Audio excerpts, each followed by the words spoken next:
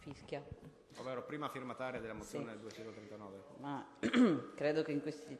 nel pomeriggio di ieri sia stato detto tanto su questi argomenti. Per quanto riguarda la mozione presentata dai consiglieri Zilli e Ciriani, siccome la consigliera Zilli aveva ieri delle preoccupazioni sul fatto, insomma, che noi non avessimo un'idea chiara di quello che vogliamo, volevo solo dirle che magari può leggere i verbali d'aula della Camera, dove sono state approvate 2 mozioni addirittura del Movimento 5 Stelle, ma anche di altre forze politiche che affrontavano questo tema, e dove ci sono scritte tutta una serie di impegni che tra l'altro sono passate, quindi sono state votate, e che tra l'altro ha ricordato anche il mio collega Ussai ieri, quindi abbiamo ben presente come vogliamo gestirla. E per quanto riguarda i dati che sono citati nella loro mozione, aveva già detto qualcosa il mio collega Ussai, però il nostro Paese è interessato veramente da una percentuale bassa di ingressi. Ci sono paesi in Europa che hanno decisamente un maggior numero di domande rispetto al nostro, tipo la Germania ne ha 441.800, che in confronto alle nostre credo siano veramente numeri ben più alti e più corposi da gestire, e comunque non mi sembra che ci sia tutta questa rivolta in corso in Germania contro queste persone che appunto non vengono qua perché non hanno niente da fare a casa loro, ma scappano da problemi ben più grandi che speriamo di non dover mai affrontarli noi qui.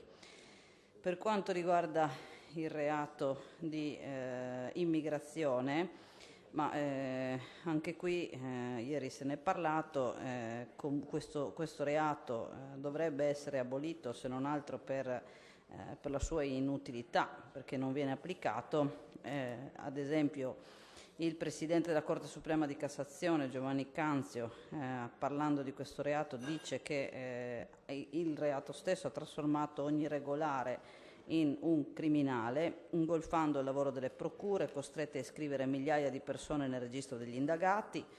e addirittura i migranti che arrivano con i barconi vengono interrogati come imputati, non invece come soggetti informati sui fatti, e potrebbero in questo modo essere molto più utili nelle indagini contro gli scafisti o quant'altro. Per quanto riguarda i CIE, credo insomma, che ieri ci sia già stata abbondante discussione sia da parte mia ma anche da esponenti della maggioranza a riguardo.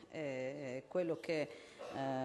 c'è anche da chiedersi è adesso viviamo una migrazione dovuta appunto alle guerre che ci sono in giro per il mondo, e che tra l'altro nella maggior parte dei casi siamo, non dico responsabili, ma sicuramente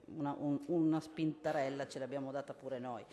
Ma vorrei sapere cosa proporrebbe la Lega o il centrodestra quando si sposteranno le popolazioni dell'Africa dovuti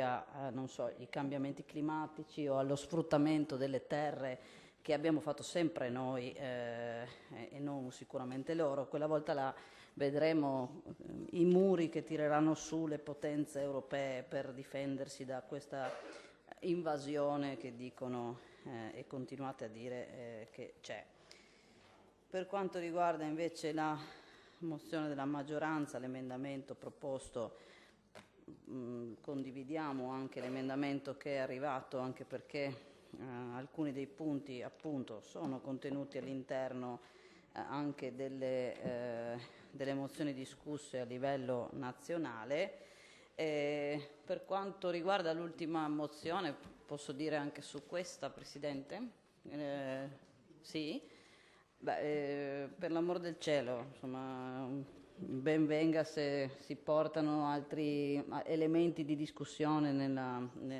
in quest'Aula, però appunto vedremo la prossima volta, magari ci sarà qualcuno che inserirà qualcos'altro perché si è ricordato di aver depositato una mozione magari 2 anni fa, e comunque visto che sì, assolutamente, abbiamo votato a favore, voglio dire. Volevo però ricordare anche al consigliere Novelli, ma anche a Forza Italia, che quando c'è stata la discussione proprio delle norme sull'integrazione delle cittadine e dei cittadini stranieri, la Giunta ha accolto un nostro ordine del giorno che chiedeva esattamente la stessa cosa di questa mozione vostra, quindi in realtà chiedeva la modifica della composizione delle commissioni territoriali, quindi e l'aumento quindi voglio dire, ben venga, però è un doppione.